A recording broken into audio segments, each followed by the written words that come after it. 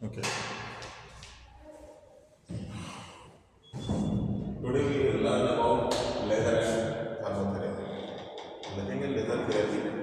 इसका बेसिकली हम skin treatment में यूज़ करते हैं, यूरो सर्जरी वगैरह में भी यूज़ होता है। तुम देखते हैं लेजर का फुल फॉर्म है light application by stimulated emission of radiation. ठीक है, इसमें हम it produces a monochromatic. Monochromatic मतलब एक ही कलर की होगी, सिंगल फ्रीक्वेंसी होगी। ठीक है, एक फिक्स्ड वेवलेंथ होगी। कोहेरेंट, कोहेरेंट मतलब हो गया ये, हम देखते हैं कि जो मैग्नेटिक फील्ड है और इलेक्ट्रिक फील्ड है वो एक दूसरे से 90 डिग्री एंगल पे होते हैं, तो दोनों का हाई और लो दोनों साथ में आएगा। ठीक है, और फिर देखते हैं कोलिमेटेड बीम ऑफ लाइट, मतलब कि पैरेलल पैरेलल रे होती है, मतलब सिंगल कलर की होगी। मोनोक्रोम मतलब मोनो मतलब सिंगल, क्रोम मतलब कलर, मतलब सिंगल कलर की होगी, कोहेरेंट होगी और कोलिनेटेड बीम होगी, तो पैरेलल बीम होगी of light used for therapeutic purpose. ठीक है, क्लासिफिकेशन ऑफ लेजर। अच्छा, एक चीज और है, जो हम लोग लेजर यूज करते हैं वो लो फ्रिक्वेंसी में होती है। ठीक है, जो इंडस्ट्री वगैरह में यूज करते हैं वो काफ़ी हाई फ्रिक्वेंसी की होती है, इसीलिए वो लेजर जो होती है वो स्किन के लिए हार्म होती है, आइज के लिए हार्म होती है, क्योंकि उसमें काफ़ी रेडिएशन होता है। इसमें देखते हैं based on power, low level laser और high power laser. Based on medium कौन कौन सी लेजर होंगी, gas laser, solid state laser, semiconductor laser. Based on wavelength, infrared, visible, ultraviolet. फिर प्रिंसिपल ऑफ लेजर प्रोडक्शन। अब इसमें आप देख सकते हैं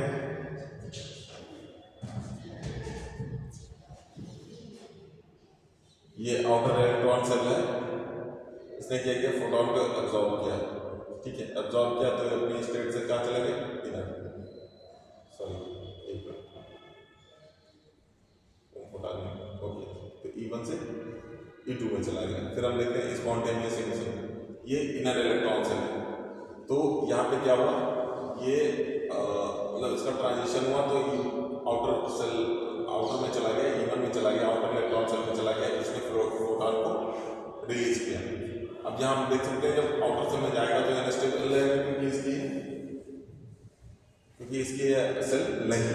ठीक है, दूसरा हम देखते हैं इनर इलेक्ट्रॉन सेल है, उसने फोटोन को एब्जॉर्ब किया, बाहर वाले आउटर इलेक्ट्रॉन सेल में गया, आउटर इलेक्ट्रॉन सेल में गया तो हम देख सकते हैं पहले से अनस्टेबल है और फोटोन उस पर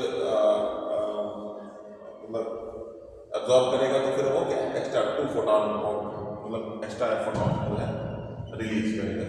मेथड क्या है, method of laser production, stimulated emission, और दूसरा क्या है population inversion, optical resonator, energy source, pumping mechanism. जैसे कि हम देख सकते हैं यहाँ पर कि E1 से आउटर से इनर सेल में गया, फिर यहाँ से इनर से आउटर सेल में आया इलेक्ट्रॉन एब्जॉर्ब करके, फिर यहाँ पर क्या है आउटर सेल में फोटोन एक और एब्जॉर्ब किया तो एक्स्ट्रा फोटोन रिलीज किया, क्योंकि पास इसके पास extra energy. Method of laser application, इसमें क्या कॉन्टैक्ट मेथड, कॉन्टैक्ट मेथड में हम पेशेंट के या थेरेपेटिक यूज जो भी करेंगे उसमें लेजर सीधे कांटेक्ट करेंगे। Non contact method, grid method भी है, स्कैनिंग मेथड भी है, ऑप्थल वगैरह में आई थिंक यूज करते हैं, स्कैनिंग टेक्निक भी है, ट्रिगर पॉइंट एप्लीकेशन भी है। फिर हम बात करेंगे लेजर डोजेज पैरामीटर। अब इसमें देखते हैं पावर की यूनिट क्या है, watt and milliwatt. Energy joule में, टाइम ऑफ एप्लीकेशन कितनी देर हम अप्लाई करते हैं, फ्रीक्वेंसी हमें मालूम है, इसमें हम लो फ्रीक्वेंसी मतलब लो इंटेंसिटी की इसमें हम लेजर यूज करते हैं। ट्रीटमेंट एरिया कौन सा है, आई का है कि स्किन का है, उसी के अकॉर्डिंग हम डोजेज डिसाइड करते हैं। Energy density and power density, हम देखते हैं एनर्जी डेंसिटी की यूनिट क्या है, जूल पर सेंटीमीटर स्क्वायर, पावर डेंसिटी की यूनिट क्या है, वाट पर सेंटीमीटर स्क्वायर। इंपॉर्टेंट है डिटरमाइन एनी थेरेपेटिक डोज। तो फिजियोलॉजिकल इफेक्ट क्या है, देखिए लेजर हमेशा बेसिकली आपके हीलिंग में यूज होगी या तो फिर मस्कुलर में। ठीक है, increase ATP production, improve micro circulation, जब माइक्रो सर्कुलेशन बढ़ जाएगा तो इन्फ्लेमेशन अपने आप रिड्यूस हो जाएगा, तो टिश्यू जब इन्फ्लेमेशन रिड्यूस होगा तो इन्हें टिश्यू रिपेयर अपने आप होता है। ठीक है, थेरेपेटिक इफेक्ट क्या है लेजर का? थेरेपेटिक इफेक्ट देखिए इसमें देखिए पेन रिलीफ में हेल्प करता है, और क्या वुंड हीलिंग में हम यूज़ करते हैं, रिडक्शन ऑफ एडिमा मतलब इन्फ्लेमेशन को रिड्यूस करता है, और मसल रिलैक्सेशन में भी हेल्प करता है। सेफ्टी प्रिकॉशन जैसे कि हम देख पा रहे हैं यहाँ पिक्चर में, हमने क्या यूज़ किया, गॉगल्स यूज़ किया। प्रोटेक्टिव गॉगल्स मैंडेटरी होते हैं। Avoid eye and malignancy areas, check skin sensation, और क्या फॉलो करेक्ट डोजेस। पता चले लेप्रोसी वगैरह का पेशेंट ना हो, आप उसमें लेजर यूज़ करते हैं या फिर मैलिग्नेंसी ना हो स्किन से रिलेटेड, तो वो और प्रॉब्लम क्रिएट कर देता है। तो वैक्स थेरेपी देख सकते हैं आप, इसमें क्या होता है, इसमें transfer of vaginal transfer of latent, तो क्या होता है पैराफिन वैक्स जो होता है वो हीट को रिटेन करता है और रिलीज कर देता है टिश्यू। फिर हम देखते हैं composition of wax bath urine. अब इसमें क्या है, पैराफिन वैक्स 6 to 7 पार्ट होता है और लिक्विड पैराफिन 1 पार्ट होता है। थर्मोस्टैटिकली कंट्रोल यूनिट जैसे कि देख सकते हैं पिक्चर में। फिर मेथड ऑफ वैक्स एप्लीकेशन, एक होता है डिप एंड रैप मेथड, मतलब उसको वैक्स को रैप कर दिया या डिप कर दिया उसी में अपना हैंड या जो भी जिस एरिया में रैप करेंगे उससे रिलेटेड। फिर दूसरा कंटिन्यूस इमर्जन, लगातार उसमें डूबे रहे। फिर ब्रश मेथड होता है और एक होता है पोरिंग मेथड। फिर फिजियोलॉजिकल इफेक्ट क्या होता है वैक्स थेरेपी का? Physiological effect of wax therapy of vasodilation, जैसे कि हम देख सकते हैं फॉर हैंड पेन, तो वासोडायलेशन में हेल्प करेगा, इंक्रीज कर देगा टिश्यू एक्सटेंसिबिलिटी को और रिड्यूस कर देगा जॉइंट स्टिफनेस को। फिर therapeutic effect of wax therapy, इसमें क्या है, पेन रिलीफ, बार बार वही चीज़ें आ रही है, पेन रिलीफ में हेल्प करेगा, इम्प्रूव जॉइंट मोबाइलिटी को, ऑर्थोपेडिक में इसका बहुत ज़्यादा यूज है। दूसरा मसल रिलैक्सेशन हेल्प करेगा। इंडिकेशन ऑफ वैक्स थेरेपी क्या क्या है, रूमेटॉइड आर्थराइटिस में क्रोनिक स्टेज होगी उसमें यूज़ करेंगे वैक्स थेरेपी का। ऑस्टियोआर्थराइटिस में यूज़ करेंगे, पोस्ट ट्रॉमेटिक स्टिफनेस आ जाती है उसमें हम यूज़ करेंगे। Contraindication and dangers of wax, contraindication अगर किसी को ओपन है तो उसमें वैक्स अप्लाई नहीं करेंगे।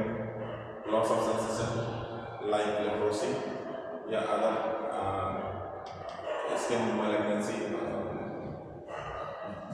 डायग्नोसिस, उसमें हम यूज़ नहीं करेंगे। कॉन्ट्राइंडिकेटेड है किसी का एक्यूट इन्फ्लेमेशन है या burn risk.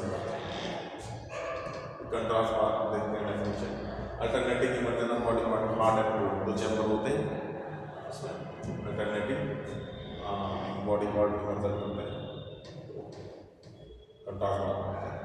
Method of contrast bar application, इसमें आप लिख सकते हैं हॉट है कोल्ड है, इसका देख सकते हैं हॉट वाटर का कितना temperature 38 to 44 degree centigrade, cold water का कितना 10 to 20 degree centigrade, ratio commonly 3:1 और 4:1 होता है, टोटल रेशियो कितना 50 to 20 centigrade. Therapeutic uses, contrast bar, reduction of oedema, pain relief और improve circulation.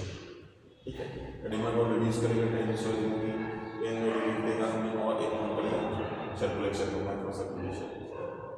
Indication and contraindication of contrast bar, indication क्या है, किसी को एक्सपीरियंस है स्टेन या क्रोनिक कोई इन्फ्लेमेशन है, इसमें हम कंट्रास्ट बार यूज़ करेंगे। कॉन्ट्राइंडिकेशन क्या है, किसी को वैस्कुलर डिजीज है उसमें यूज़ नहीं करेंगे, और यह इम्पेयर्ड सेंसेशन है उसमें भी यूज़ नहीं करेंगे।